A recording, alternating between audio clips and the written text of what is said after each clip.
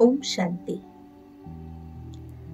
जब बच्चा जन्म लेता है तो मुट्ठी बंद करके जन्म लेता है, और जब देह छोड़ता है व्यक्ति तो उसके दोनों हाथ खुले रहते हैं, क्योंकि जब आत्मा नया जन्म लेती है, नया शरीर लेती है और नए परिवार में आती है, तो उस समय वो पिछले जन्म के कर्म का हिसाब, पिछले जन्म का पाप पुण्य सब कुछ अपने साथ लेकर के इस नए परिवार में, नए शरीर में, नए जीवन में प्रवेश करती है। इसीलिए मानो जैसे मुट्ठी बंद करके आती है।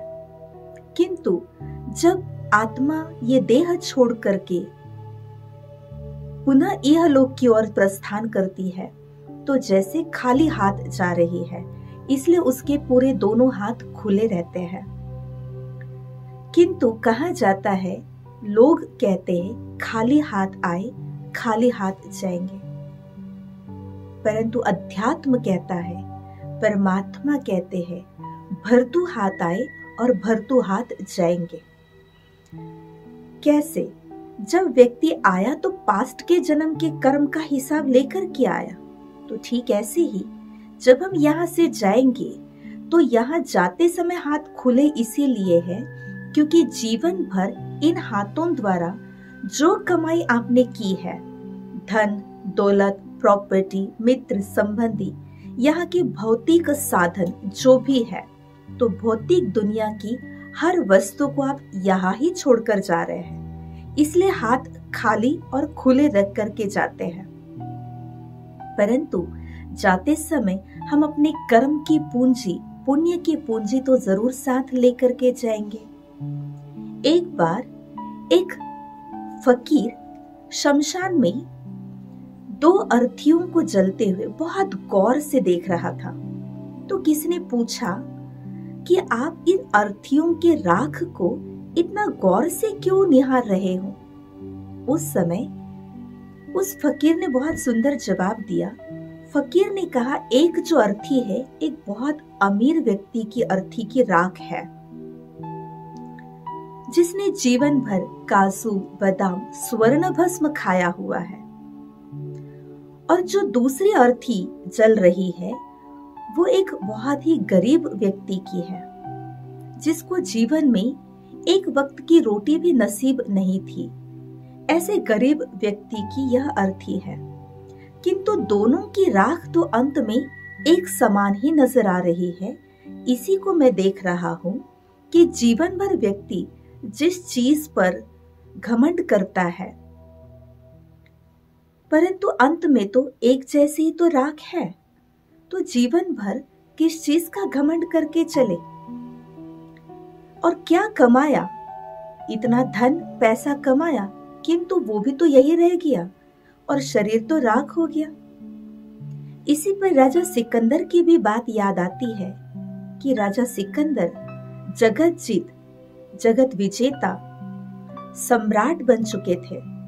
जिस साम्राज्य के वो इतने बड़े सम्राट थे, किंतु जब उन्हें अपने जीवन के अंत का आहट आया, उन्हें जब अपनी मृत्यु का आभास होने लगा, तब राजा सिकंदर ने भी अपने मंत्रीगणों को अपने पास बुलाया और बुलाकर के अपनी अंतिम इच्छाएं उनके आगे प्रकट की, क्योंकि संसार को कुछ संदेश दे सके। सिकंदर राजा ने इतने देश जीते, इतने युद्ध जीते, किंतु जाते समय उन्होंने कौन सी 3 इच्छाएं प्रकट की?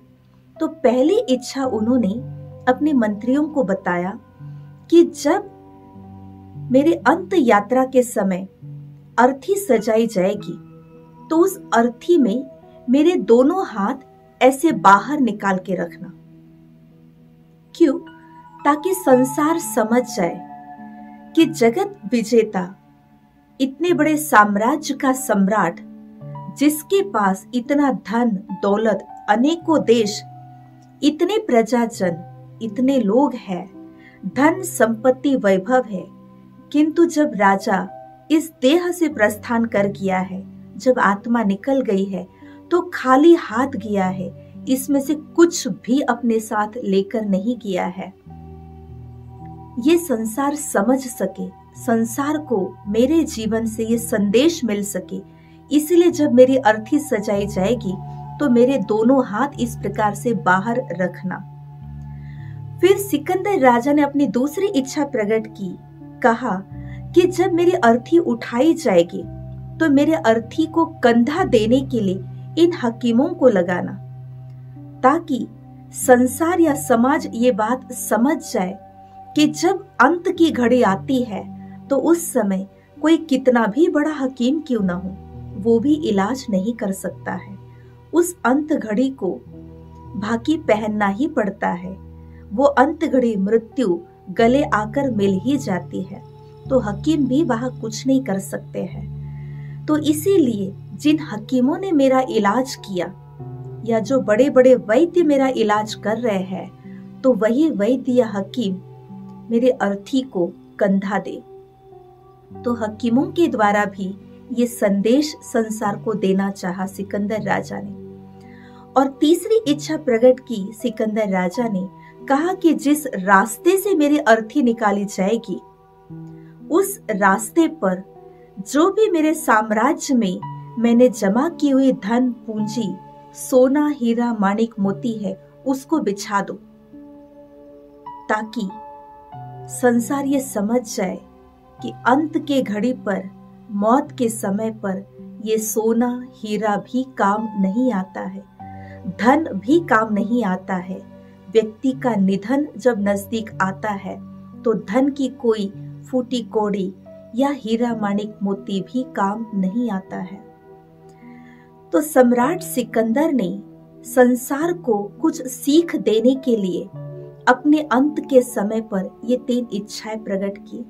तो ये घटना, यह सम्राट सिकंदर जो ये संदेश समाज को देना चाह रहा है, तो आवश्यक है हर मानव को अपने जीवन में जीते जी कुछ बातों की संभाल करनी है, सीख लेना है। क्योंकि सिकंदर राजा को जीवन में मरते समय पूरी बात सामने आई कि जब जीवन भर मैंने इतने युद्ध किए, तो इस युद्ध में कई माओं को अपने बच्चों से अलग किया, कई स्त्रियों को मैंने विधवा बना दिया, कितने लोगों की इसमें मृत्यु हो गई। और इन सभी की दुख के प्रकंपन मेरे पास आएंगे, न कि दुआएं मेरे साथ चलेंगे। इन स्थूल खजानों की, स्थूल धन समृद्धि की मेरे पास कोई कमी नहीं है, लेकिन फिर भी मैं खाली हाथ लौट रहा हूँ। मेरे साथ ये धन, ये वैभव, ये समृद्धि, ये प्रजा, कोई भी व्यक्ति साथ नहीं चल रहा है। और साथ में जा रहा है तो जितनों को मैंने दुख पहुंचाया, जितने लोगों के साथ युद्ध करके मैंने लोगों को एक दो से परिवार से अलग कर दिया है, कितनी माताएं अपने बच्चों के दुख में रो रही होंगी, कितनी स्त्रियां विधवा होकर अपने पति की याद में शोक मना रही होंगी, तो वो दर्द उनके साथ जाएगा, उसका एक आभास उन्हें हुआ। इसलिए उन्होंने अपनी ये 3 इच्छाएं प्रकट करके संसार को ये संदेश दिया। तो जीवन में हम पहले से ही जीते जी संभाल लें, किसी को दुख नहीं देना है, ताकि जब हम साथ जाएंगे तो हमारे साथ ये दुख के प्रकंपन ना चले, किंतु हमारे साथ सबकी दुआएं चले।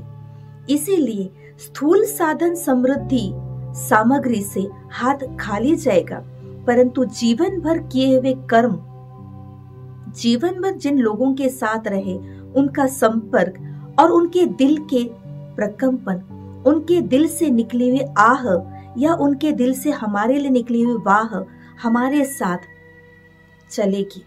और इसीलिए फिर अगला जन्म हम मुट्ठी बंद करके लेंगे, अर्थात ये कर्मों की पूंजी हम साथ लेकर के जाएंगे। आत्मा अपने साथ इन संस्कारों को, इन दुआओं को, सभी के इन सकारात्मक या नकारात्मक प्रकंपनों को अपने साथ लेकर के जाएगी। इसलिए ध्यान रखना है, हम न खाली हाथ आए न खाली हाथ जाएंगे। हम स्थूल साधन समृद्धि से खाली हाथ आए और जाते समय भी स्थूल साधन समृद्धि और व्यक्ति के द्वारा खाली जाएंगे, किंतु हम जाते समय सबका प्यार, सबकी दुआएं, सबके आशीर्वाद, सबके वाह साथ लेकर के जाए। और फिर जब आएंगे तो यही पूंजी, यही प्रकंपन साथ लेकर जन्म लेंगे, तो हंसता हुआ नया जीवन, नया जन्म मिलेगा। तो हम जीवन में राजा सिकंदर से ये बहुत बड़ी प्रेरणा ले ले और जीते जी होश संभाले और जीते जी श्रेष्ठ कर्म करना, पुण्य की पूंजी, दुआओं की पूंजी जमा करने की प्रेरणा लेकर कार्यरत रहे और जीवन जिए। ओम शांति।